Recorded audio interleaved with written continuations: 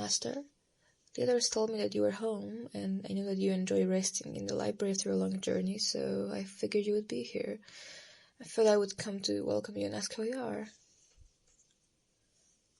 Well, I'm surprised you're back so soon. I was under the impression that your visit was supposed to last for tonight, and you would return tomorrow afternoon. Did you miss me too much to stay away? Sorry, I know, I promised that I wouldn't flirt as much, but I can't help it. You were gone for 5 days, and I miss you so much, Master. I know, but still, any day without you feels like torture. All I could do was sit around and clean everything over and over again until you returned. I knew I didn't have to, but what else was I supposed to do? Just sit and watch the clouds drift across the sky? You know I don't have the patience for that. But enough about what's happened here. How was your visit? Specifically, how was the ball? I know you hate attending them. I was so worried that you were going to have a horrible time. I felt terrible that I couldn't come with you and give you excuses to leave whenever you got annoyed by all those desperate suitors begging you for the dance. I know, but that doesn't help to ease my guilt. I'm a butler. Falling ill shouldn't have stopped me from coming with you to an event where you so clearly needed me. Oh, were you worried about me? Oh, my darling, how lovely are the words you speak. I'm healed by hearing your concern for me. I'm sorry, but I can't help it. Hearing you say that you care for me makes me happy. But I'm not flirting. I'm really telling the truth. Fine. All completely truthful flirting aside, I feel much better. It took a few days, but I'm over the worst of it. I'll admit a bit being tired, but that's nothing out of the ordinary in this case. Now, quit asking about me. I want to know how you've been.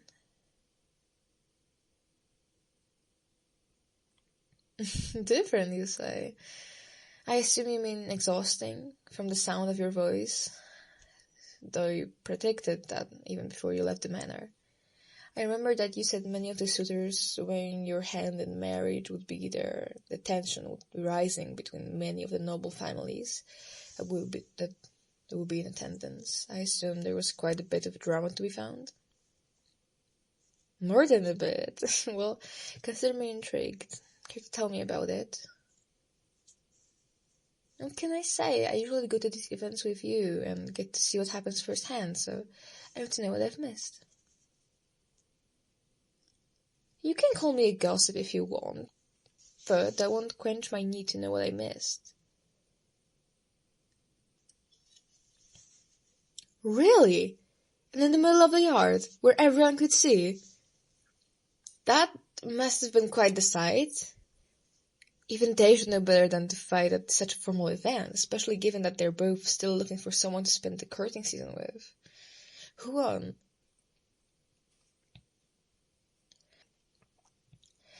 Of course, I should have guessed. Lady Elise would never put up with such fighting, and certainly not within the first few hours of everyone arriving. I trust that she gave them both a very stern talking to. I figured so.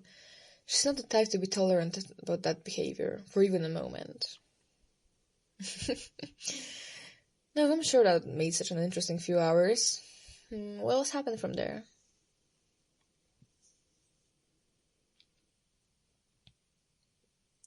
Now that's been a long while in the making. Those two have been dancing around each other for quite a while now. I'm glad that they finally worked up the nerve to ask each other to dance. Really? Well, I suppose that's to be expected. After being so nervous to approach each other, it shouldn't have been expected that they're completely at ease with each other immediately. Hopefully, at least they didn't trip over each other's feet. Oh, that's rather unfortunate. Though it's also a little funny. I can only hope that meant the rest of the dance went more smoothly. Of course they did. How ridiculous. You have to think that all of them would finally learn to read the signs and realize that you are not interested in them. Inviting you to a dance won't change that. I'm not getting angry, I'm just annoyed on your behalf. You shouldn't have to deal with such pathetic attempts at your hand when you aren't seeking a relationship. I can hardly help it. You have told them time and time again, yet they treat your rejections as nothing that should dissuade them. I know I should have come with you. Sickness be damned. If I was there, you wouldn't have to deal with any of these desperate fools. They should have known much better than to annoy you when I was away from your side. I swear, the next time I see anyone try to pull something like that, I'll tell them exactly what I think of their worthless attempts to persuade you and to marry them. What is it, master? Me? Jealous? I could never be jealous of anyone like that. Oh, my darling, please don't look at me like that. You know I can't lie to you when I'm looking you in the eye. Please stop looking at me. I'm just... Fine, yes, I'm a little jealous, but... You know I hate knowing that you dance with so many people when you should have been dancing with me. Well, how could I not be? Getting to be so close to you is an honor. And it only makes sense that I'll be jealous for anyone taking my spot as your dance partner. Especially if they're wanting to court you. My darling, can't say something like that. My heart might explode from how sweet you are. I'm not being over dramatic. It's the truth. Hearing you say that no one else can take my place is enough to make me weak in the knees. Could you say it again for me? Such lovely words and such a lovely voice. Have I ever mentioned how much I enjoy listening to you?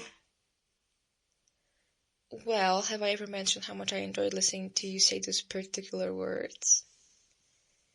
Then I'll have to say it more, won't I? Oh, but I suppose that you'll have to just say those words more so I can say it in a response. Oh, but when you say them at least once more so I might commit them to memory. Because I want to remember them so well I can just remember them even in my sleep. Of course I dream of you. It would hardly be called a dream if you weren't there. You're only in my good dreams. Of course I'd never subject you to any of my nightmares. Why didn't you say so sooner? If you've been having nightmares, my darling, then all you need to do is come to my room and I'll be glad to ward them off.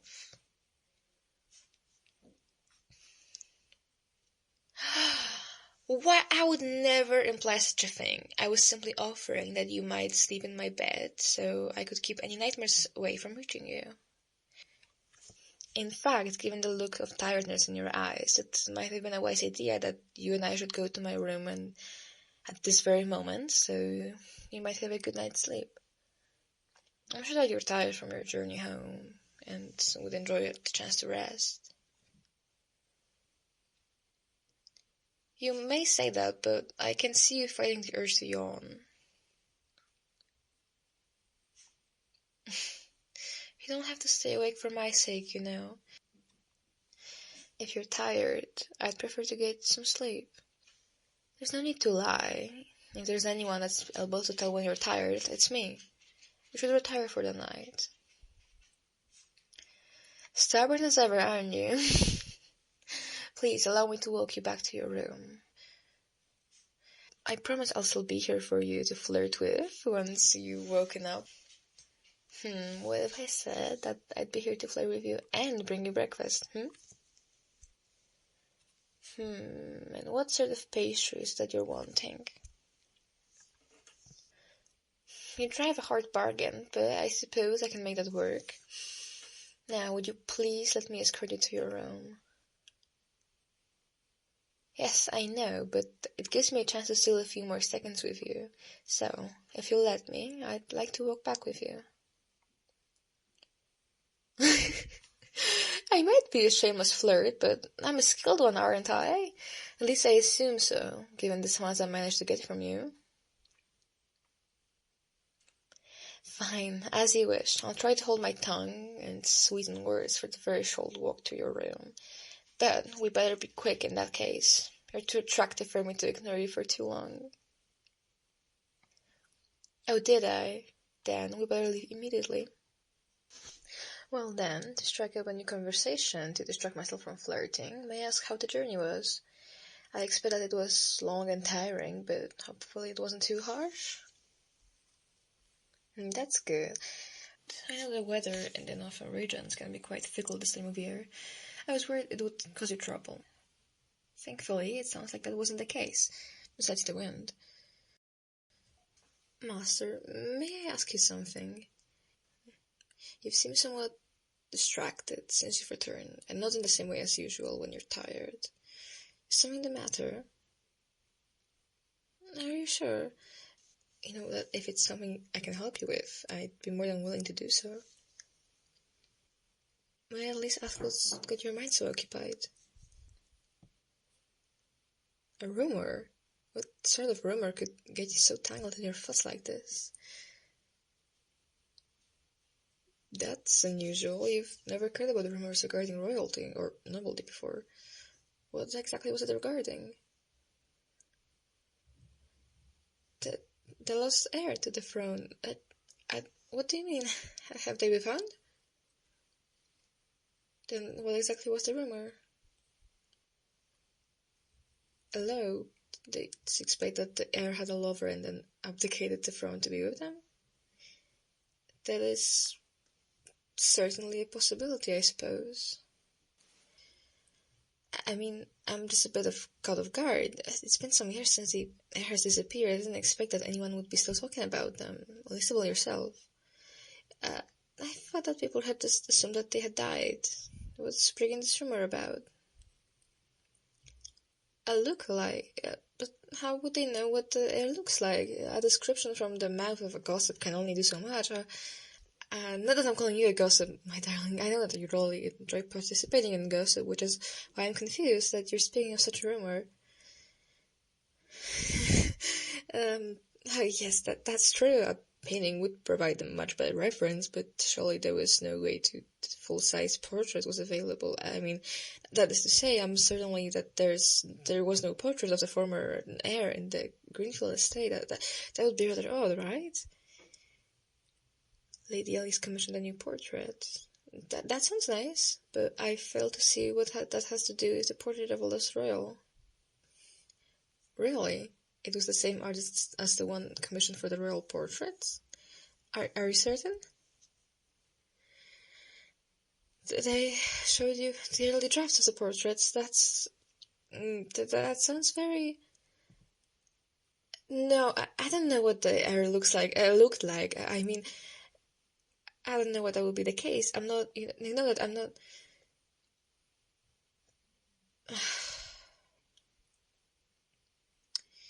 You make it so hard to lie when you're looking at me like that. I really have to say it. You've already figured it out, haven't you? You're not going to make this easy, are you? but that's one of the many things I adore about you. I'm not stalling. I was just struck by how much I admire you for keeping a level head in this situation. You always look so enchanting when you're determined. Sorry, I can't help it. Flirting with you always just comes so naturally to me. But you're right. I'm the lost heir.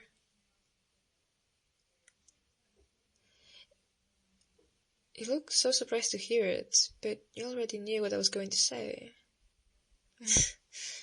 I imagine you received quite the shock when you realized who the artist had been drawing.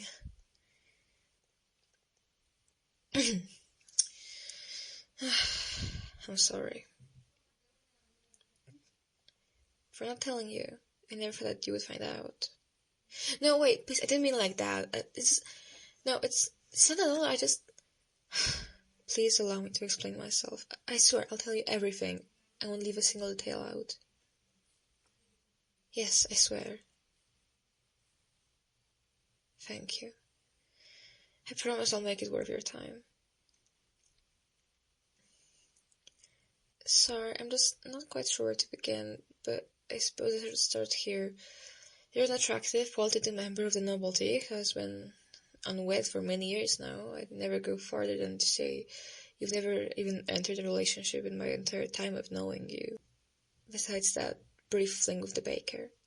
Despite your blatant refusal to take a lover, you still had, and currently have, many offers of the courtship from all of the other kingdoms. Do you agree with this? I assure you, my darling, you are incredibly attractive. And instead, I could spend the rest of the night telling you all the things that make you so devastatingly attractive. It was worth a shot. But I suppose there's no way out of this, is there? Then I'll continue on. Now we've agreed that you've had many offers for your hand in marriage, and I think it's fair to assume that you may not have remembered all of them. It is a vast number of flowery letters that I find in the trash, so I assume that some of those names might escape you. However, I would have thought that a letter from the royal heir would have caught your attention.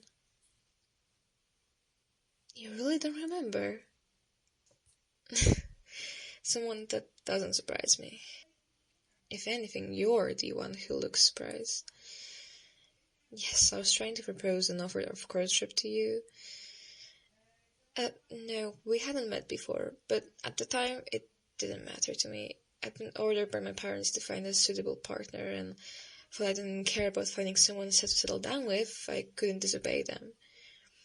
However, I couldn't stand any of the candidates they chose for me, so I told them that I would find someone myself. I began attending events held during this social season so I could find someone and that would agree to marry me. However, even though I was only seeking a marriage for convenience, I still couldn't find anyone that I would be willing to marry. Most of them were so awestruck by me merely approaching them that it annoyed me. Not to mention the ones that would try to chase me down and beg me to marry their eldest child or younger sibling or whoever else. After weeks, I was so frustrated with the process, I nearly decided to quit. It was then that I saw you. I nearly decided to quit, but it was then that I saw you. It was like some sort of a fever dream. I saw you from across the dance floor, you looked bored with the people talking to you, and I remember hearing them brag about how they were surely the best dancer at the ball. A ridiculous claim, given that seemed stepping them on every single one of their partner's toes, all night. But it made me laugh to hear you tell them, in no uncertain terms, that you wouldn't dance with them. I was so sure that I couldn't help but steal glances in your direction whenever I could. For the rest of the night, I would reject every single person who came up to you. I was fascinated. I spent the rest of the social season asking everyone who I met about you. I listened to everything they could tell me, but it was never enough. I was too curious about you. By the time the season was coming to an end, I knew that I wanted to try courting you. So I sent you a letter to propose that arrangement. Given everything I learned about you, you'd think that I'd have expected that you would just ignore the letter, but for some reason I didn't. I was confused when I didn't receive a response from you. I decided that I would come to see you in person to convince you of how beneficial a marriage would be. I was admittedly a bit thrown off by your rejection, but I wasn't willing to give up so quickly. Of course, it would just... My luck that I got robbed just as I was entering the town. I was injured during the attack, but before I could find someone to help me, I fell unconscious. Imagine my surprise when I woke up and found myself in your estate. You remember that, I assume? Yes, it was quite the shock to find out that you were the one who had been taking care of me. Seeing you walk into the room, change my bandages, made me forget every single thought I had ever about finding someone else to marry. You were so kind to me, helping to mend my wounds and letting me stay there while I healed. Of course, as greedy as I am, I took you up on this offer. I wanted so badly to know you better, and I knew this might be my only chance to do so.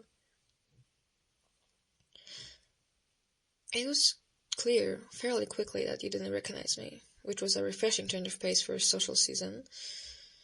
You were so at ease around me. It was so different from all the stories that I heard about your icy demeanor. I couldn't help but even be more drawn to you. As I healed, I began asking to help you with your day-to-day items, giving you the excuse of wanting to repay you for your kindness. You allowed it, and I spent most of my time helping you around the house. Cleaning, running to the market, cooking. Alright, I may have done more washing than cooking, but I still tried to help, even if I did burn everything I tried to make. But as I said, I got to spend more time with you. Every day I got to know you a bit more, and every day my admiration for you grew. Every second I spent with you only made me fall for you more. Eventually, I asked you why you never entered a relationship with any of the other nobles who sought after you. Do you remember what you told me? You told me that you refused to be with someone who wanted to marry you for something like your fortune or reputation. You would only want to marry someone who loved you, and who you loved in return. Of course I remember. Every time I thought about that answer, guilt would claw at my throat because I knew that I'd been looking to marry you for a similar reason. Even though I'd developed genuine feelings for you, it was no better than any other of your suitors. I couldn't impress the mother of our courtship. I knew it wouldn't make you happy. However, the thought of having to find someone else to wed was devastating. The thought that I might someday have to leave you was even more so. I decided that I wouldn't. I would stay here as long as you would let me, and no matter how greedy that made me. Can't tell you how happy I was when you offered me a job as your butler. I could have kissed you in that moment. Of course I didn't. I didn't know how you would react, but I couldn't risk of losing you. So long as I was by your side, I was happy, and I knew that I had to do everything possible to stay here. It doesn't matter. I never wanted to rule the kingdom, and I'm not the only person in the line for the throne. One of my siblings can take my place, and they will do better than I ever could have. I have no desire to return to my old life, and not when I'm with you. Not when I know that I could be here, sitting by your side, while we walk through the marketplace, or sitting with you in the library. I seek no life besides that one I have made here with you. Haven't I made my reasoning clear enough? Because I love you.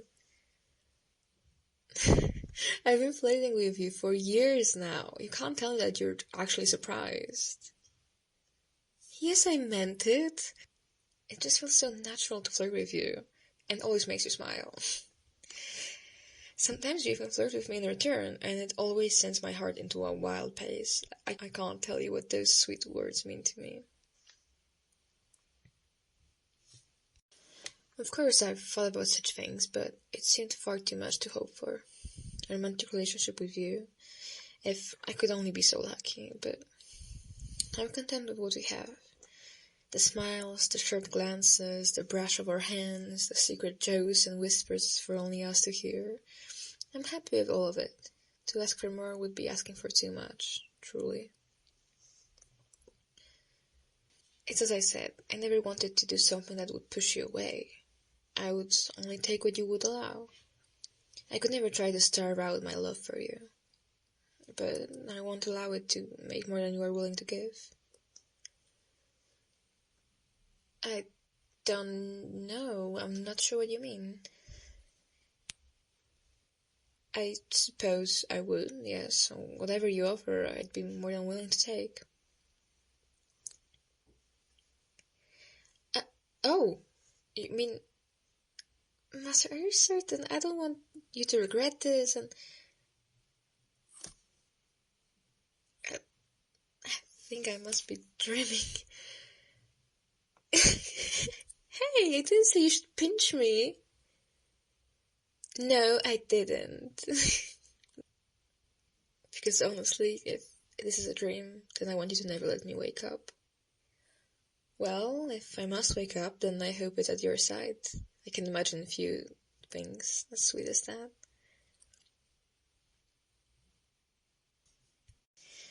Except the feel of your lips on mine. That is certainly sweeter.